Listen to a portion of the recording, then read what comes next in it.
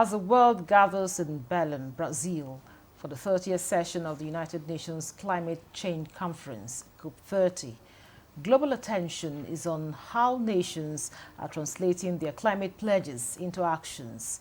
Nigeria, Africa's largest economy and a country highly vulnerable to the effects of climate change, has unveiled an ambitious plan to reduce carbon emissions, strengthen climate resilience, and tap into global climate finance opportunities ahead of the summit.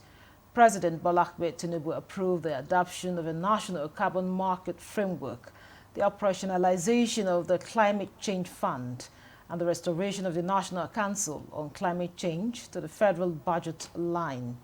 Vice President Kashim Shettima is currently representing the president at COP30, where he is expected to deliver Nigeria's climate action address and participate in high-level engagement on climate finance, forest and biodiversity. On the program Nigeria Today, we'll take a closer look at Nigeria's action plan for COP30, what it means for our environment, our economy, and our future as a nation committed to climate action. Thanks for joining us on the program. I am Eucharia Clinton.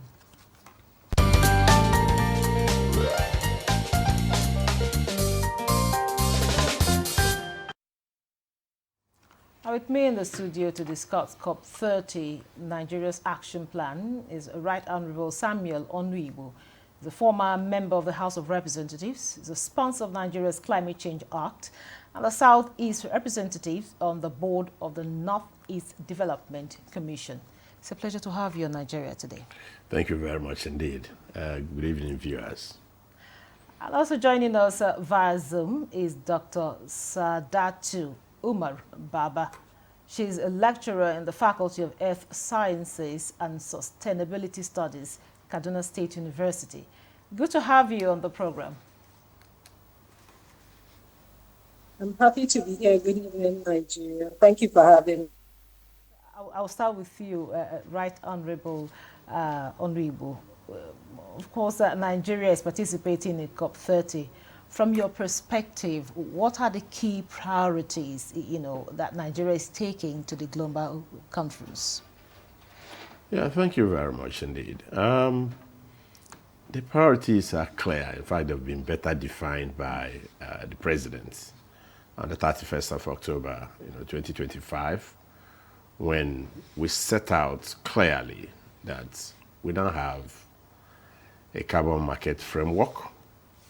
And we also, through Mr. President, announced to the world the operationalization of the Climate Change Fund, which is provided for in Section 15 of the Act.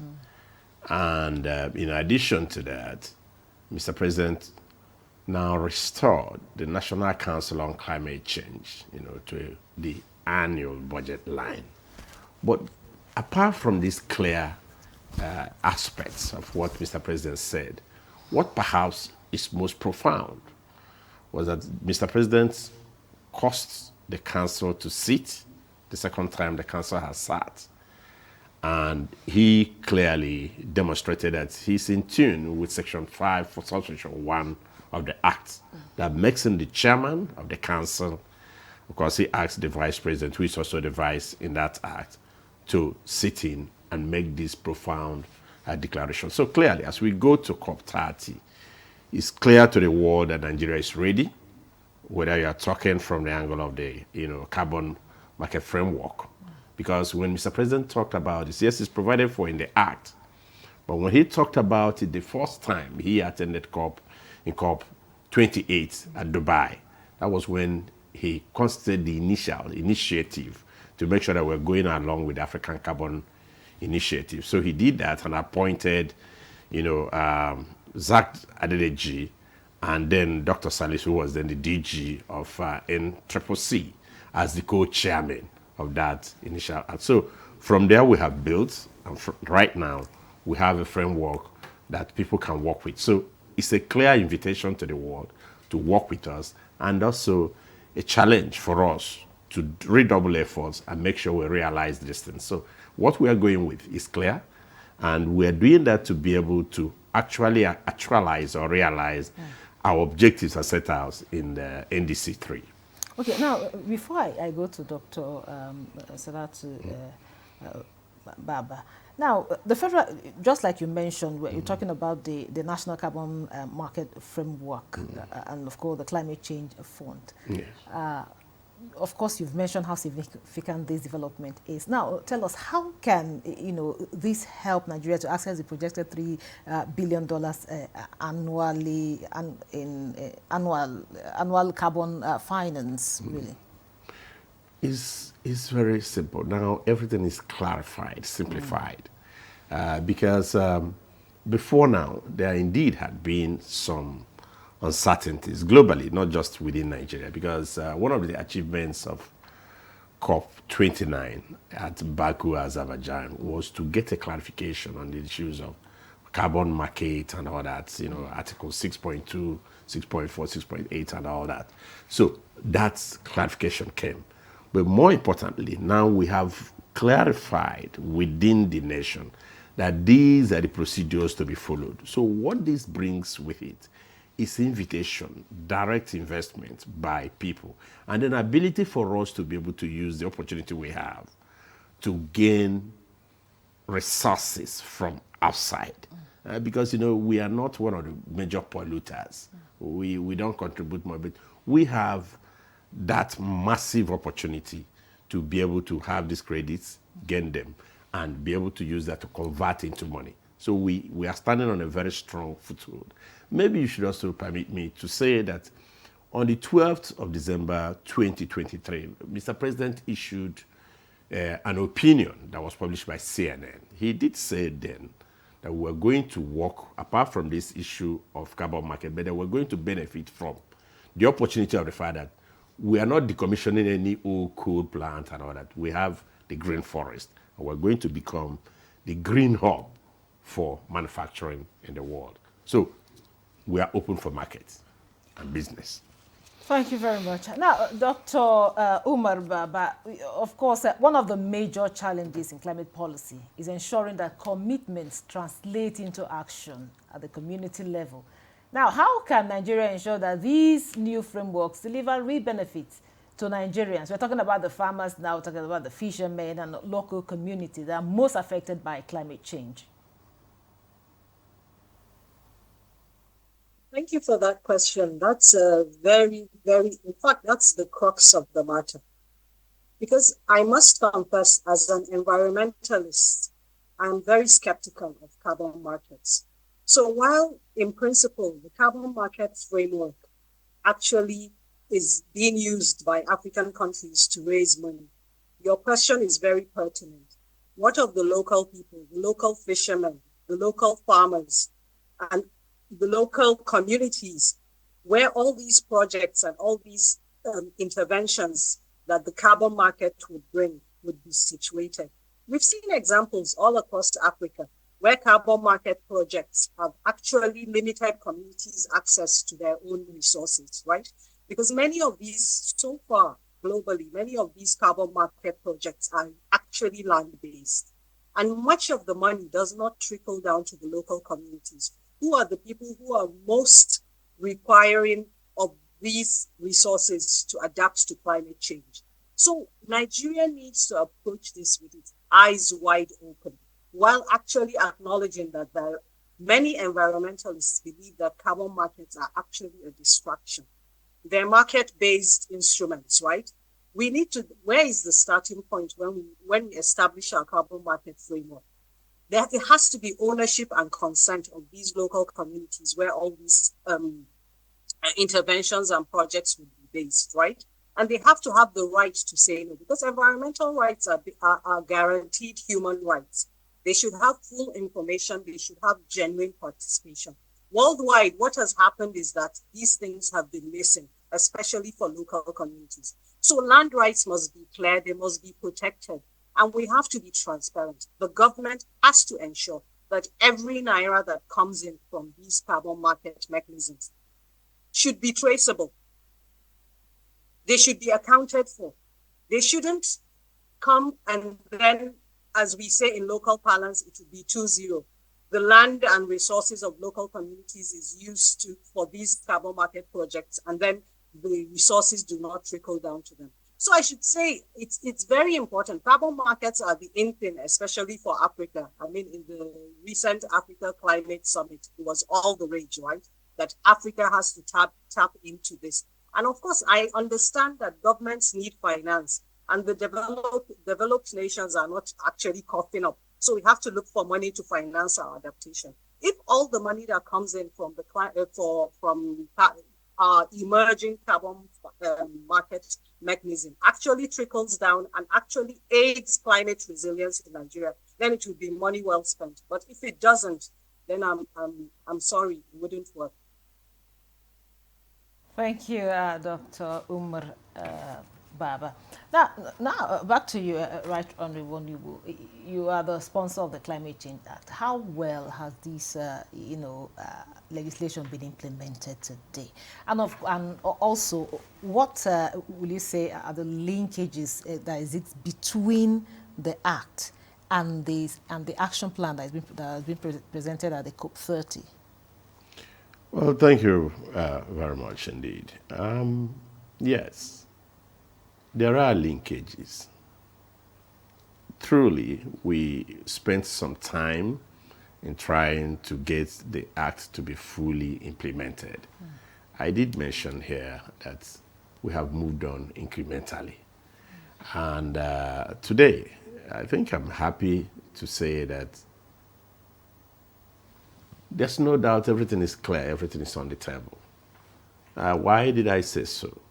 The issue of carbon market, carbon tax or resources accruing from that, all that was provided for in the Act. But now, when it was not operationalized, I'm talking about the Climate Change Fund and the other activities, it was still some measure of, well, just going on trial and error to some extent. But today, it is clear what needs to be done, how it needs to be done. One thing that is interesting about the Climate Change Act is that it is structured in such a way that it captures right from Mr. President as the chairman of the council, as provided for in Section 5, subsection 1, then down to the ministers, and then also down to the subnational, because I'm trying to address part of the issues, raised by Dr. Baba. So the structure of the Act is that you have the president as the chairman of the National Council on Climate Change. In his absence, the vice president presides, just as we witnessed on the 31st of October. And then you have ministers, environment, agriculture, petroleum, women affairs, of course, and the rest of the mineral resources or solid mineral. And then you have also the CBN governor, the Minister of Finance and all that. But then you now have the chairman of the Governors Forum. In addition to the chairman of the Governors Forum, you also have the president of Association of Local Governments of Nigeria. Then you talk about women in their rights, not from the ministry. You talk about the youths, and you talk about the private sector. So the point I'm bringing out here is that in the process of implementing the Act, like I said, it's been a bit slow, but right now things are being put in their proper shape. And if resolutions are passed at the council, the chairman of the Governors Forum has a responsibility to be able to convey whatever resolutions that were adopted to his colleagues in the Governors Forum.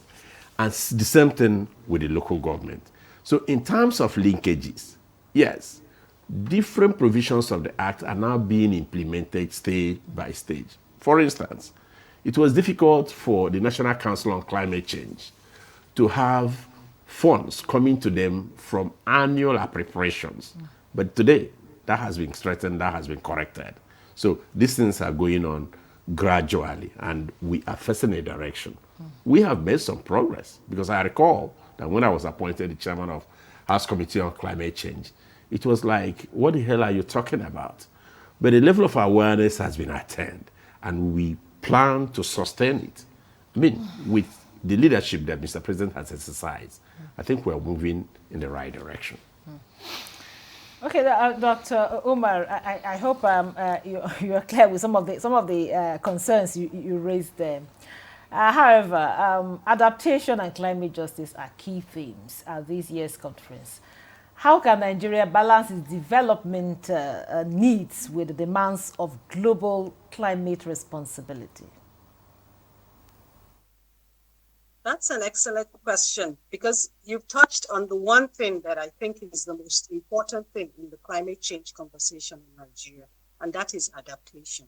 For a long time, we've been focused, and even if you look at the carbon market framework and everything the conversation generally about climate change in Nigeria tends to focus on mitigation, reduction of greenhouse gases. And the Honorable, I'm happy that he also acknowledged that there's an unfair paradox where we are not responsible for greenhouse gas emissions, but we're going to be hardest hit. Nigeria is one of the most climate vulnerable countries in the world. And Nigeria emits less than 1% for a country of 250 million people. We emit less than 1% of the total global greenhouse gases. So our conversation in Nigeria regarding climate change has to shift to adaptation. So I'm very happy you mentioned adaptation. When we look at Nigeria's NDC, and I'm happy because Nigeria recently submitted just this September, is one of the few countries that submitted their updated NDC, the nationally determined contribution, where Nigeria determines what it's going to do regarding greenhouse gas emissions and regarding adaptation. And I think only about 64 countries submitted out of the 100 and something countries, over 190 countries in the world. So we've done well. We've actually achieved a milestone. We're one of the countries. And I read the NDC 3, the latest nationally determined contribution. And I could see that actually for the first time, there was a huge segment outlining exactly what Nigeria intends to do regarding adaptation in different sectors. So it didn't just focus on mitigation, reducing greenhouse gases. Nigeria actually has a strategy on how it is going to adapt in its health sector, in its water resources. We have to adapt to the effects of climate change. We have to focus all our resources, well, most of our resources, I should say, not on mitigation, but on adaptation. Because the local people that you spoke about earlier are the ones who are going to be hardest hit. And I think there's a frustration that developing countries share that, okay, regarding finance that he was talking about, right? We need adaptation finance. We can't do it because our adaptive capacity is very low, basically. So all these local people, everyone that will be hardest hit by climate change needs this finance to come in. I am still skeptical that carbon markets are the best way to bring this finance in. I would think when we're talking about climate justice, that actually the onus should be on the developed countries. I know they're very, very reluctant, but I guess Africa can come up with its solutions on how to build our resilience. So adaptation is very key. I agree. It ties back to when we talk about balancing development and climate responsibility. We'll do our part, right, to grow sustainably, but the world must also be fair. Adaptation has to be funded properly. It has to be locally led, and it has to be treated by our government and by the climate, all the climate conversation about it. It has to be treated as a priority, because if we don't adapt now, then everything becomes meaningless. So adaptation is key.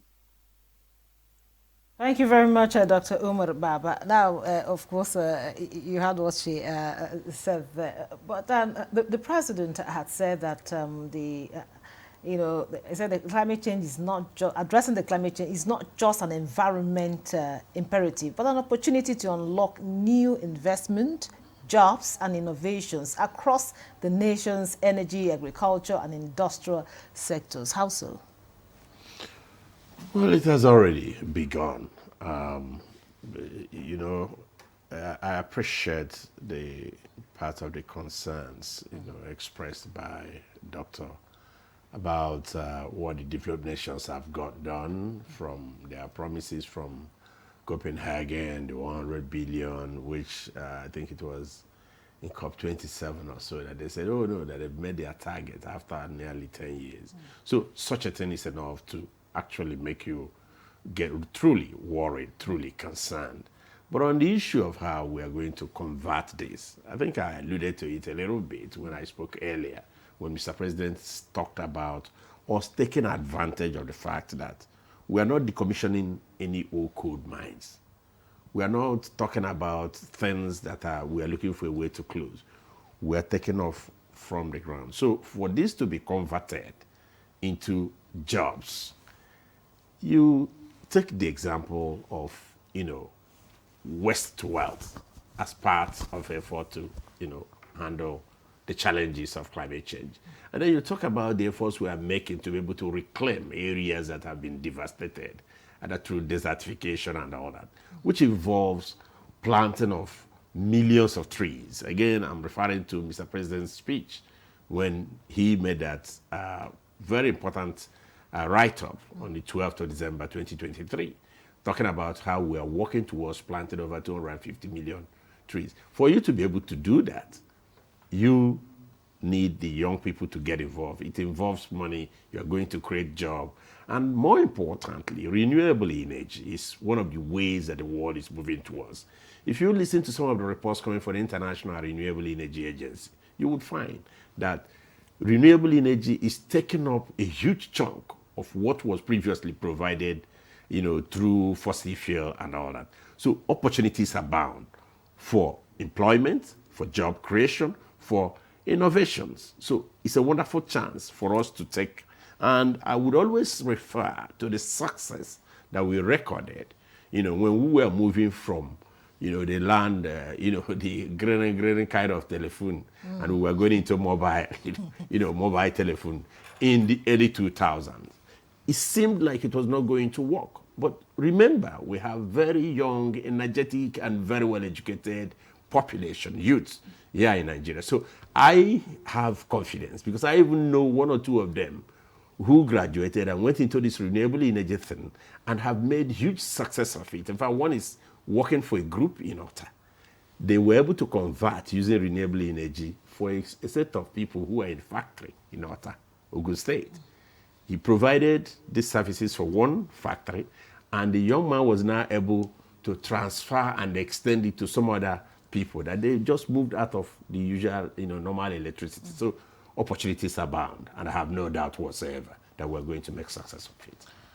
Thank you very much. Now, Dr. Umar Baba, to just wrap up this conversation, you talked earlier on that Nigeria, we just have contributed 1% of the global, green gas emission earlier on. So how can Nigeria now take its rightful place in this conversation, so much so that her voice is heard and respected on the international negotiation table?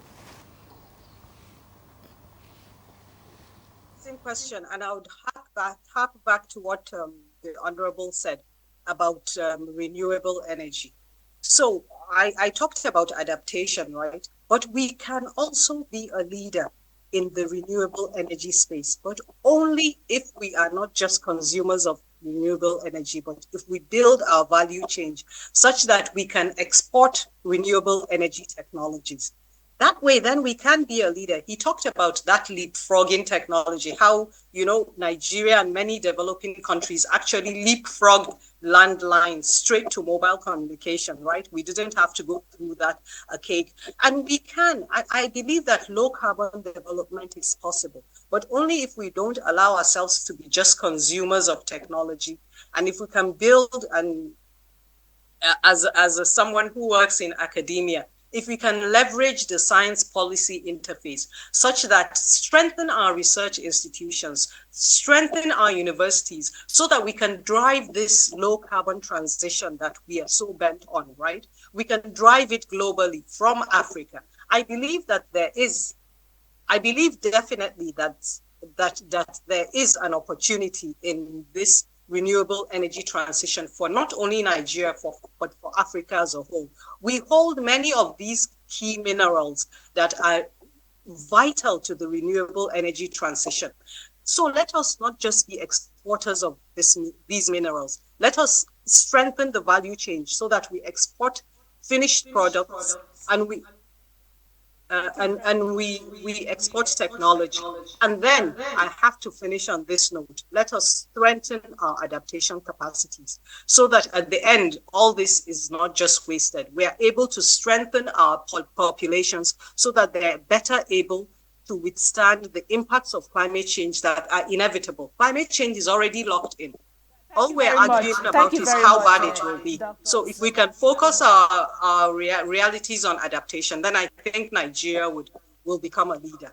Thank you so much, Dr. Sadatu Umar Baba, lecturer in Kaduna State University. Thank you for your valuable insights. Thank you very much for having me. Of course, we have Right Honorable Samuel Onwibu, former member of the House of Representatives, sponsor of Nigeria's Climate Change Acts, and of course, the Southeast representative of the board of the Northeast Development Commission. Thank you so much for coming on the program. Thank you very much indeed for having me. And thank you for being part of the program. I am Victoria Clinton. Goodbye.